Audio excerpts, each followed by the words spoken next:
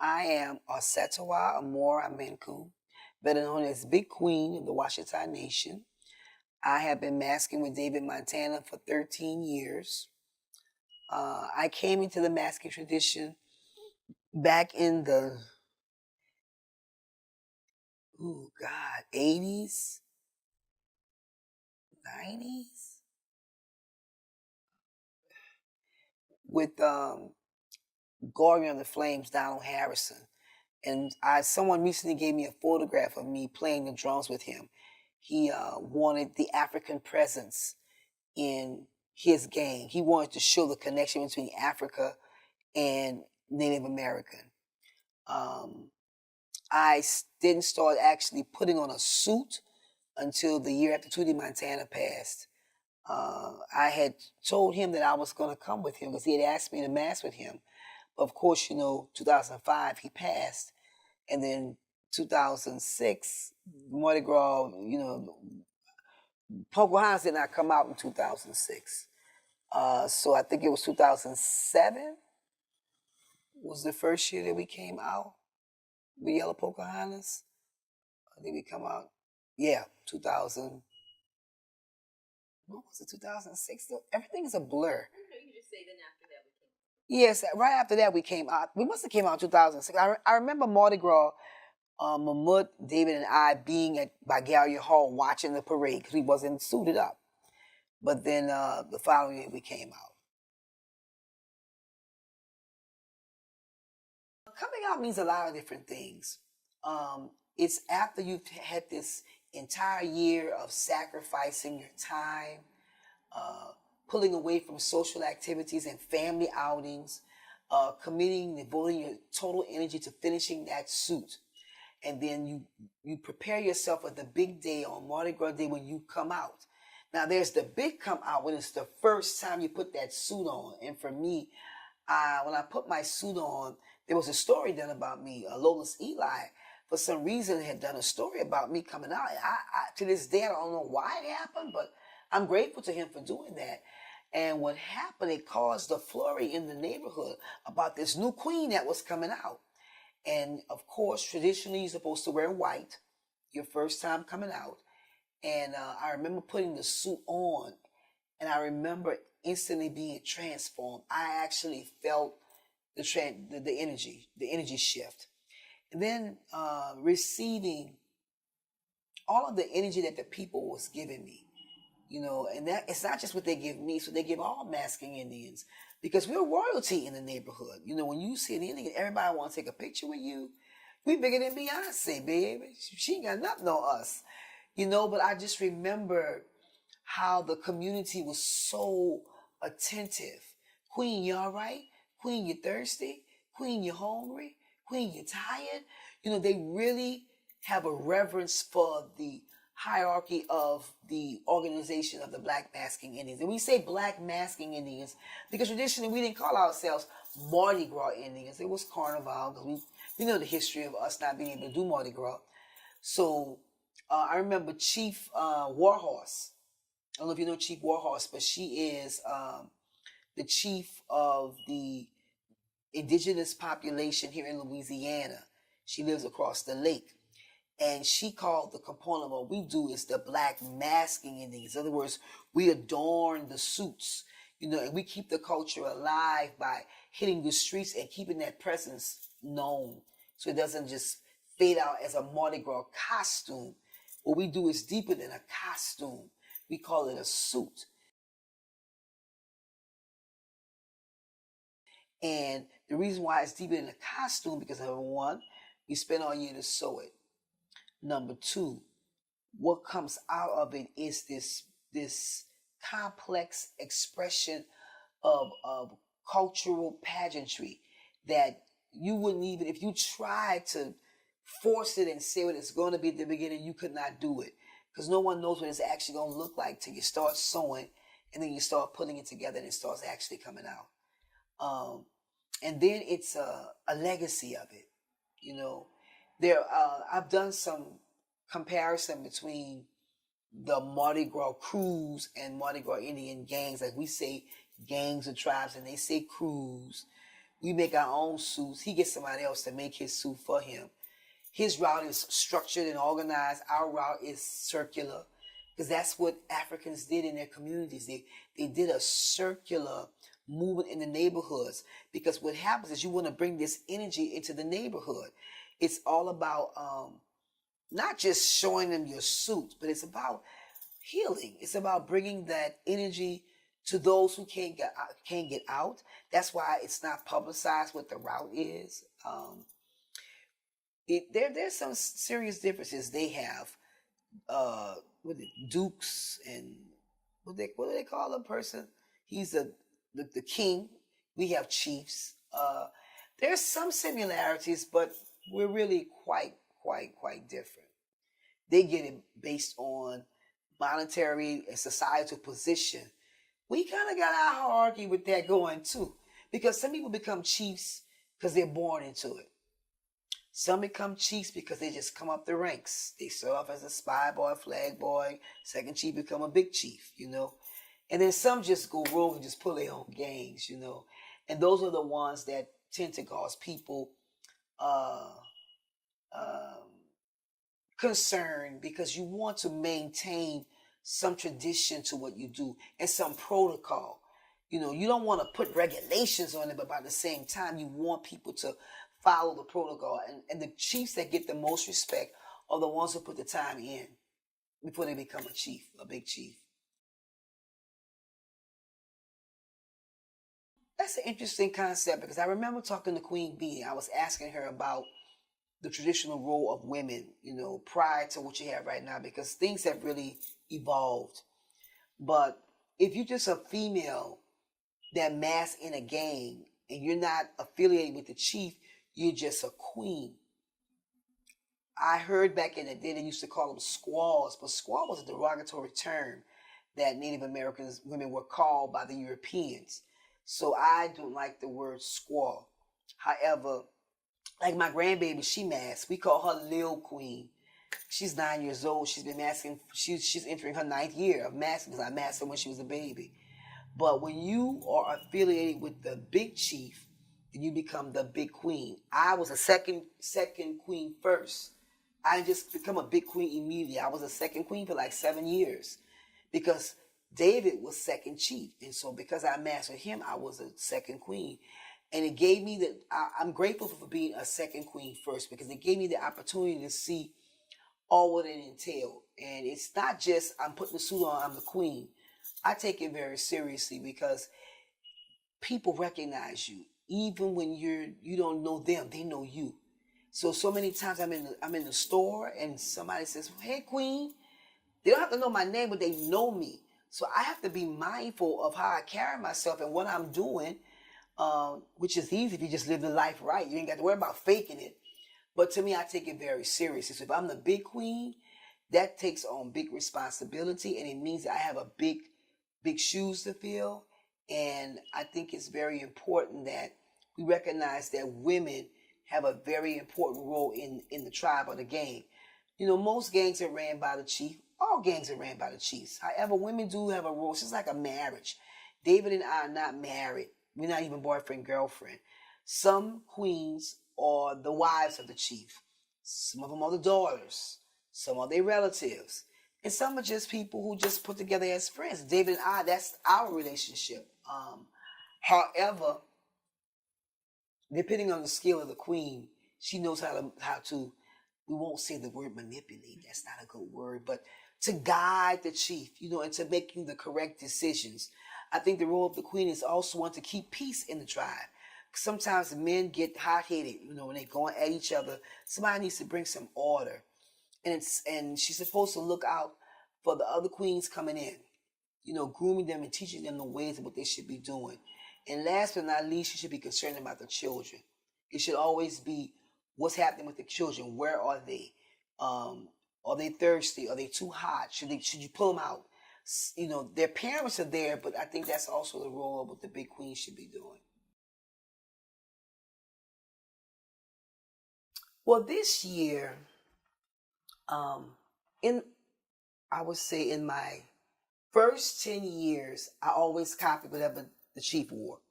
If his color was yellow, I came in yellow. If his color was pink, I came in pink. If he did snakes and eagles, I did snake and eagles. If he did flamingos, I did flamingos. If he did hummingbirds, I did hummingbirds. I want to say about in my 11th year, I started feeling like I wanted to come into my own. I still wanted to be in his color and keep the same color pattern, but I wasn't necessarily drawn to all the themes that he had selected. Because of my lifelong desire to really learn more about my culture, teaching African dance, traveling to Africa 3 times, going to Egypt, going to Colombia, South America, going to Haiti, going to Jamaica. I just have a mirage of imagery that I think wants to come out. And my chief is receptive to it. However, his strength is beating animals and insects and birds. He's a master at that. But I wasn't always feeling I wanted a dragon. It just didn't feel like me. So this year when I did my orange suit, this was a suit in tribute to Oya. And it's interesting. If you don't know Oya, you would look at it and say, oh, that's Oya. But I had 9 separate pendulums that come around. Her number was 9. She also has multicolors, so there's the multicolored stones. She's represented by a woman with horns. You see, you have to know it to look at it and see. But I knew it was Oya. So that was the first year I kind of branched out and did something subtly in tribute to an Orisha. But this year, I wanted to do Yemaya. And Yemaya has been very important to me in my life.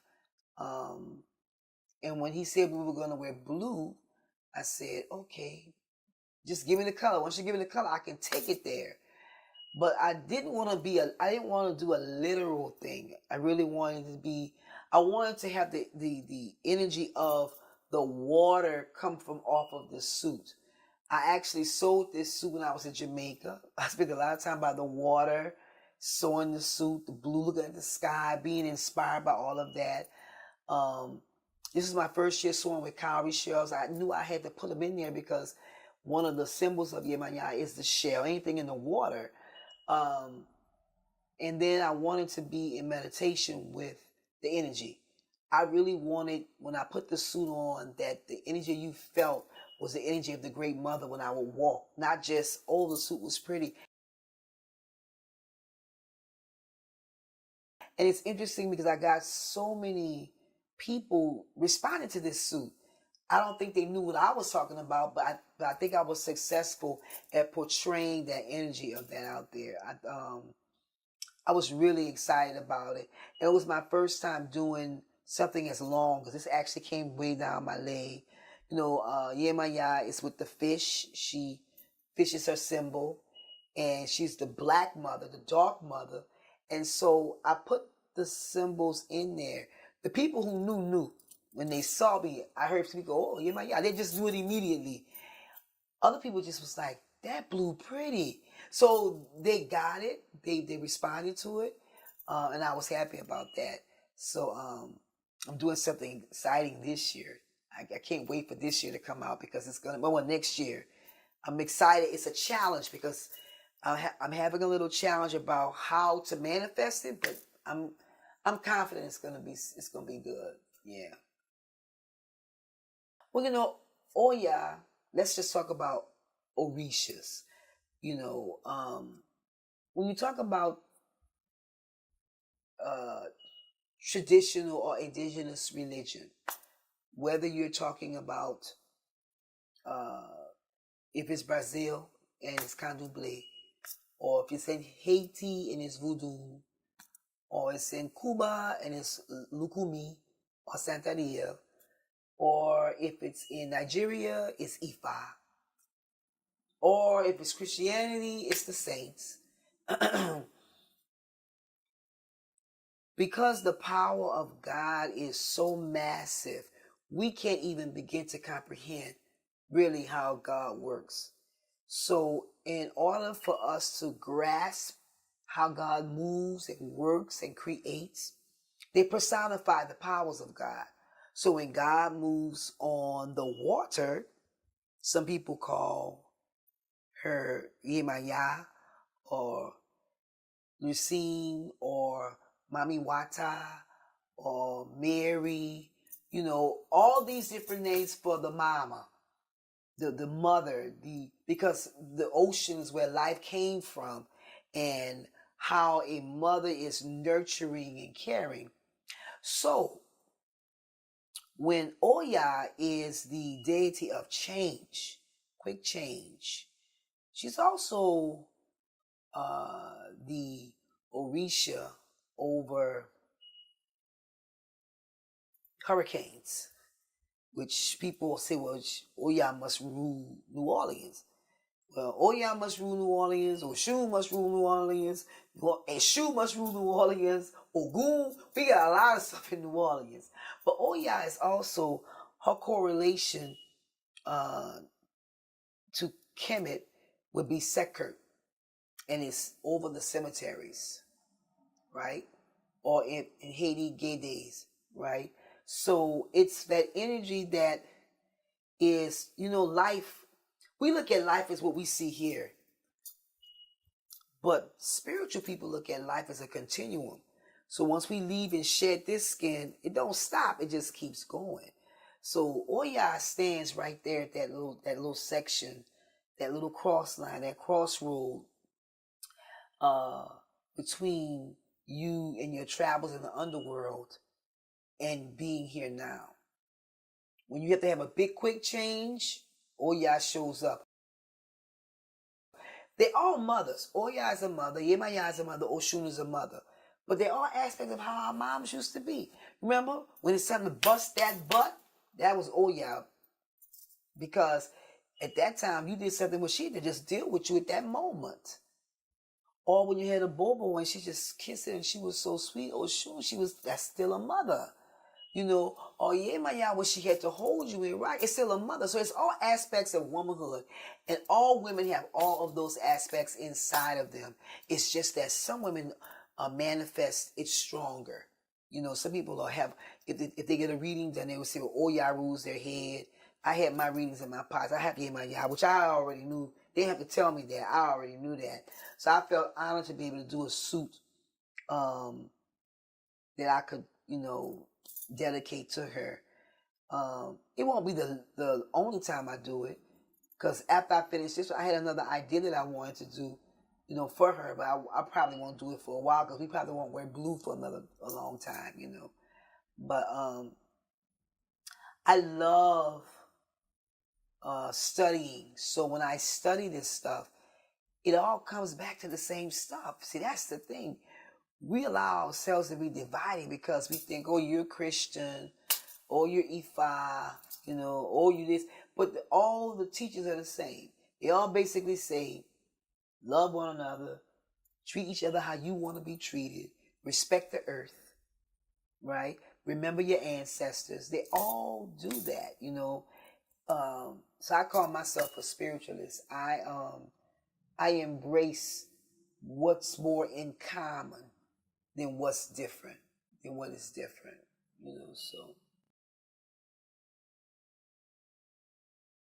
Well, Mardi Gras Day has been interesting because normally you would think, I have yet to get a good night's sleep on Mardi Gras Day.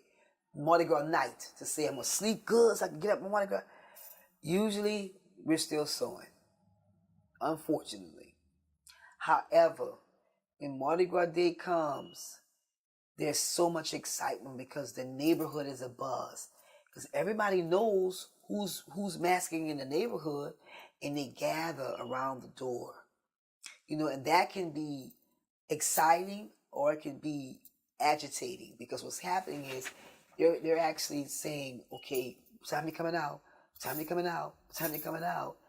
And you want to be able to say, we're going to come out for 10, 9, 8, 1, and you're saying these times, and sometimes you just don't make that time. But what's important is you gotta get out on Mardi Gras Day. And it's just nothing like being out there on Mardi Gras Day, and it's nothing like meeting another gang on Mardi Gras Day. I'll never forget, Mardi Gras is good, But I also like the St. Joe nights, where it's just for the Indians, it's not combined with Mardi Gras. And Super Sundays are nice as well. The different ways when we come out, when we meet one another. I think I'm glad that they came out with other days for the Indians to come out, because Mardi Gras Day, you really don't see all the Indians. You can't see them all. Because if you down here, most Indians tend to stay in their neighborhoods. Some travel from uptown to downtown. When I used to be with Donald Harrison, we would walk around downtown. He said, "All right, let's go uptown." And he meant let's walk uptown. That's fine when you're young. Brandy, that's fine when you're young. But when you get older, ain't nobody doing all that walking. I tell myself, I'm tired of all this walking now. You got to get in the car and drive up, because it is a walking tradition. It's a walking tradition. It's based on what happens. And when I was in Ghana, I saw the same thing. When I was in Haiti, I saw the same thing. This walking around in groups with music and chanting and singing, going from neighborhood to neighborhood. It's an African thing. It's an African phenomenon that we do. And it's something about this sacred procession, where the streets are transformed from not just being a mode of transportation to being our walkway. It becomes a sacred space at that time.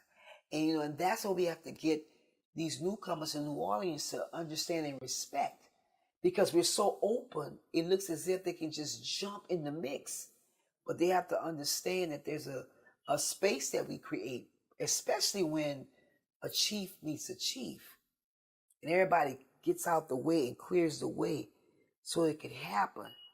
We're not getting out the way for the photographer to jump in, and many times that's what happens. They go space and they want to get that picture, but it's something to behold. That's the best thing about Mardi Gras Day to me, meeting another gang, because everybody knows what the sacrifice was to get on that street. We know what we all went through, and there's a level of respect that happens with that, And I love the fact that once we meet, they go through the little mock stuff, but at the end, everybody hugs, and that's a beautiful thing. St. Joseph's Night is the night that the Indians come out at nighttime to show off their suits. I had researched it to find out, was there a significance between St. Joseph? Did he have something to do with the Indians? And my research just tells me that it was just another opportunity for them to come out. Now, I know St. Joseph, what he stands for, care for the poor and the downtrodden. I don't think it was connected to that. I think it was just another opportunity. We come out on Mardi Gras. You spend all that time sewing, and you're just going to have your suit shown on Mardi Gras. Some people think it came out of tradition from living in Italian neighborhoods. And because they were doing all these altars and parades and things like that, it was like time for us to come out as well, too. I like it because we tend to go to the senior citizen homes on that night, because we want to go to parts of the community that would not be able to see it anymore. And the joy that's on those old folks' faces is unbelievable. And they respond to the chants and they respond to the drumming. And I just hope that if I get to be old one day, that somebody remembers to come and bring some energy to me, so. I think it's essential for people to know that this tradition is one of the only indigenous cultures of America. The only other one I can think of is the Geechee culture, other than this masking culture. But we're the only one of this type here in the United States.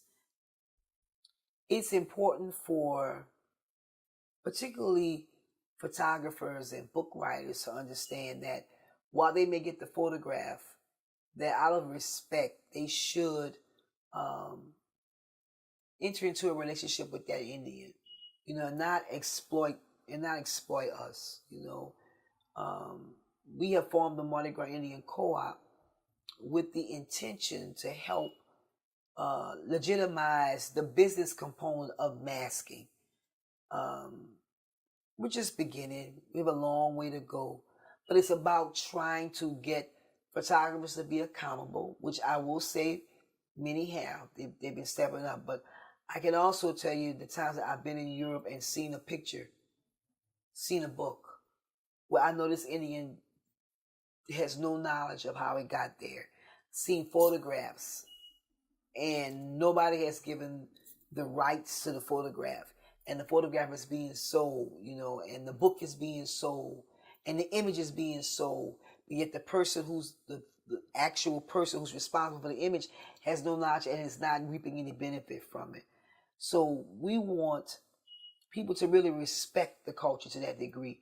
We don't mind taking pictures. As you can see, you can look at anybody's phone, you find a picture of them with the Indian.